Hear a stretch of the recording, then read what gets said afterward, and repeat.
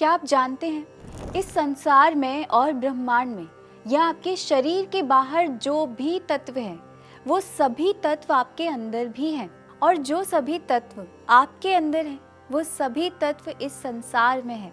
इसलिए कह सकते हैं कि हम इस लोक यानी इस यूनिवर्स की एक रेप्लिका हैं। हम इस यूनिवर्स का एक मिनिएचर हैं और अपने आप में संपूर्ण हैं। पर क्या ये संपूर्णता आपको ईश्वर बना सकती है? क्योंकि हमारे शास्त्रों में तो लिखा गया है अहम ब्रह्मास्मि, यानी मैं ही ब्रह्मांड हूँ। तो इस सवाल के उत्तर के लिए अब ये वीडियो आप अंत तक ज़रूर देखिए।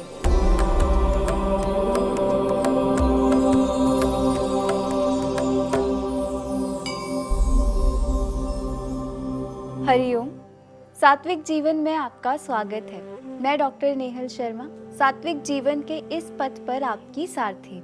हमारे शास्त्रों में और विशेष रूप से आयुर्वेद में एक सिद्धांत बताया गया है, पुरुषोयम लोक सम्मितः, यानी कि पुरुष इस लोक के समान है। अब पुरुष का अर्थ यहाँ मेल या फीमेल से नहीं है। पुरुष संस्कृत का एक शब्द है जिसका मतलब है एक ऐसा शरीर जिसमें इंद्रिय है, चेतना है यानी आत्मा है, मन है, बुद्धि है और पंच महाभूत है। तो हम आगे इस वीडियो में जिस पुरुष की बात कर रहे हैं वो आप मनुष्य के एक प्रतिनिधि के रूप में समझ सकते हैं। अब देखिए कितनी बड़ी बात है कि संपूर्ण ब्रह्मांड आप में समाया हुआ है, यानी चंद्रमा, सूर्य, वायु, रुद्र, यहाँ तक कि सतयुग, द्वापर युग, त्रेता युग और कली युग तक आपके इस शरीर में समाया हुआ है। तो चलिए देखते हैं कैसे। सबसे पहली बात ये कि इस लोक में असंख्य भाव हैं, यानी इस लोक में इनफाइनाइट कॉन्स्टिट्यूएंट्स हैं, यूनिट्स हैं, और इतने ही असंख्य भाव आपके अंदर भी हैं। पर इन सभी भावों को समझना कठिन है। पर इन असंख्य भावों में से कुछ ऐसे हैं जिन्हें हम आसानी से समझ सकते हैं। वो है स्थूल भाग, यानी जिनकी सत्ता इस लोक में और पुरुष के भीतर प्रत्यक्ष या अप्रत्यक्ष रूप से दिखाई पड़ती है। तो चलिए जानते हैं इन स्थूल भावों के बारे में। इस संसार की उत्पत्ति की बात करें तो हम सब जानते हैं कि ये जगत पंच महाभौतिक है। पृथ्वी, आप यानी जल, तेजस, वायु, आकाश से ये बना हुआ है।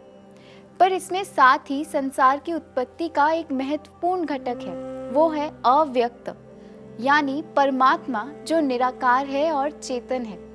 आसान शब्दों में ब्रह्मांड की कॉन्शियसनेस।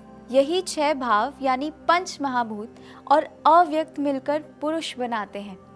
पुरुष में पृथ्वी उपस्थित है मूर्त भावों के रूप में, यानी आपके शरीर के ऐसे भाव जिनका कोई आकार है, कोई स्वरूप है, चाहे वो कोई सेल हो, टिश्यू हो या ऑर्गन हो।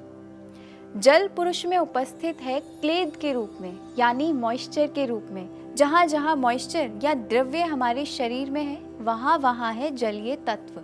आहार रस में, रक्त में, लिम्फ में, प्लाज्मा में, हर जगह जलीय तत्व है। लोक में जो अग्नि है वो पुरुष में उपस्थित है संताप के रूप में, यानी बॉडी हीट के रूप में। लोक में जो वायु है वो पुरुष में प्राण है, क्योंकि श्वास जब तक आप लेते हैं तभी तक आपके प्राण हैं, और जिस दिन ये श्वास लेना रुक जाता है उस दिन ये शरीर मृत हो जाता है। इस लोक में जो आकाश उपस्थित है वो पुरुष में स्पेस के रूप में है, यानी जहाँ जहाँ खाली जगह है वहाँ आकाश है। जैसे आपके कान की ऑडिटरी कैनाल, आपकी ओरल कैविटी, आपकी आर्टरीज और वीन्स में जो स्पेस है, या त्वचा पर जो पोर्स हैं, वहाँ हर जगह आकाश है। इसके बाद आता है अव्यक्त। इस संसार में कॉन्शियसनेस है परमात्मा की वजह से, जिनके बहुत से नाम हैं। आप इन्हें भगवान कह सकते हैं, ईश्वर कह सकते हैं, और पुरुष में चेतनता है जीवात्मा के कारण, जो परमात्मा का एक अंश है। और यही से हमें पता चलता है कि हम ईश्वर नहीं हैं, परंतु उस ईश्वर का एक अंश मात्र हैं। अब देखिए, आत्मा प्रत्यक्ष रूप से कुछ नहीं करती, वो दृष्टा है, यानी केवल देखती है। तो इस लोक में और इस धरती पे सभी के संचालन का काम प्रजापति करता है, यानी राजा करता है। ब्रह्मांड में ब्रह्म की महिमा प्रजापति द्वारा व्यक्त होती है। पुरुष में प्रजापति का काम मन के द्वारा होता है। आपकी इंद्रियां जो भी ग्रहण करती हैं वो मन से होकर ही जाता है। आपकी बुद्धि भी मन के ही अधीन है। आपका मन है तो आपको कुछ सुनाई पड़ेगा, और नहीं है तो आपके पास में खड़ा व्यक्ति क्या बोल रहा है आपको वो भी नहीं सुनाई देगा। इसी प्रकार से ब्रह्मांड में जो इंद्र है उसका प्रतिनिधित्व पुरुष में अहंकार द्वारा किया जाता है। ब्रह्मांड में जो कार्य सूर्य करता है यानी आदान कर्म, जैसे पृथ्वी से वाष्पीकरण कर लेना, मॉइस्चर ले लेना, सब कुछ सुखा देना, इसी प्रकार से मनुष्य में जो भी कुछ प्रकृति से ग्रहण होता है उसका अपने भीतर मेटाबोलाइजेशन करना, ये सूर्य का प्रतिनिधित्व करता है, यानी कि मनुष्य के भीतर की चय अपचय की क्रिया।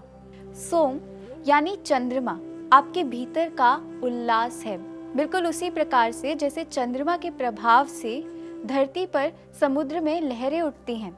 रुद्र का प्रतिनिधित्व पुरुष में उपस्थित क्रोध से होता है।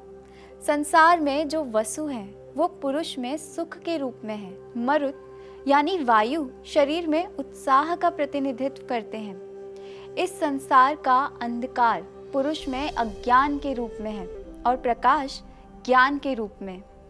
जैसे ब्रह्मांड में सृष्टि का कार्य होता है वैसे ही मनुष्य में गर्भ धारण होता है। सतयुग यानी ब्रह्मांड के पहले युग के अनुरूप पुरुष का बचपन है। त्रेता युग यानी दूसरे युग के अनुरूप पुरुष की युवा अवस्था है।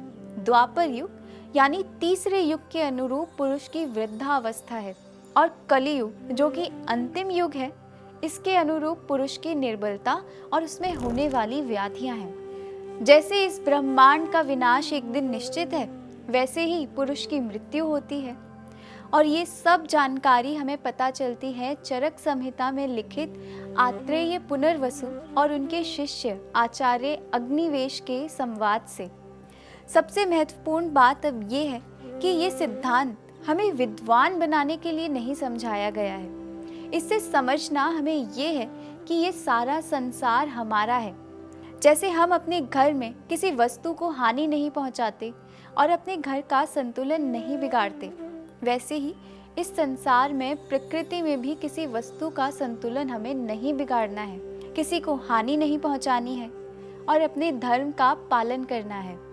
और धर्म वही है जो संसार को संतुलित रखे। आप प्रकृति की किसी भी वस्तु का या जीव का अहित नहीं कर सकते। अगर आप ऐसा करते हैं तो इसका प्रत्यक्ष या अप्रत्यक्ष प्रभाव आप पर भी दिखाई पड़ता है। दूसरा, इससे हमें हमारे आंतरिक और आध्यात्मिक शक्तियों का भी पता चलता है। यही कारण है कि आप जो भी दृढ़ निश्चय से सोचते हैं या आप जो भी मैनिफेस्ट करते हैं वो कभी ना कभी सत्य हो जाता है। या आपको एक इंट्यूशन आती है कि कुछ अच्छा घटित होने वाला है या कुछ अहित होने वाला है। ये आध्यात्मिक शक्तियाँ उतनी ही प्रबल हो जाती हैं जितना आप अपनी अंतरात्मा और मन पर चढ़े हुए लोभ, मोह, हिंसा के आवरण को हटाते जाते हैं। और ये सब कुछ संभव है योग से और सात्विक जीवन से। अगर आपको हमारा ये वीडियो पसंद आया हो तो इसे लाइक और शेयर ज़रूर करें। हमारे चैनल को सब्सक्राइब करें और अगर आपके पास हमारे लिए कोई सवाल या सुझाव हो तो हमें कमेंट करके ज़रूर बताइए। हम आपके सभी विचारों का स्वागत करते हैं। धन्यवाद। मिलते हैं हमारी अगली वीडियो में। हरि ओम तत्सत।